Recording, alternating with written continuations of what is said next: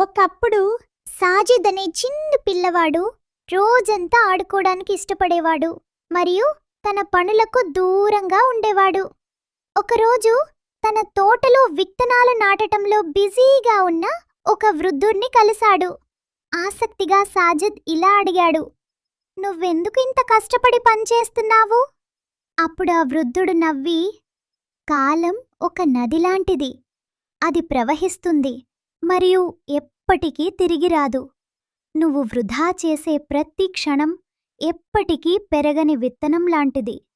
సాజిద్ దాని గురించి ఆలోచించి తన విలువైన సమయాన్ని వృధా చేస్తున్నానని గ్రహించాడు.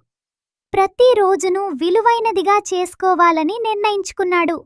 తన బాధ్యతలతో తన ఆనందాన్ని సమతుల్యం చేసుకున్నాడు. సంవత్సరాల తరువాత సాజిద్ విజయం సాధించాడు మరియు సంతోషంగా ఉన్నాడు. తాను నేర్చుకున్న పాఠానికి ఎల్లప్పుడూ కృతజ్ఞుడయ్యాడు. ఒక్కసారి కోల్పోయిన సమయాన్ని ఎప్పటికీ తిరిగి పొందలేనని మరియు ప్రతి క్షణం విలువైన బహుమతి అని అతను అర్థం చేసుకున్నాడు.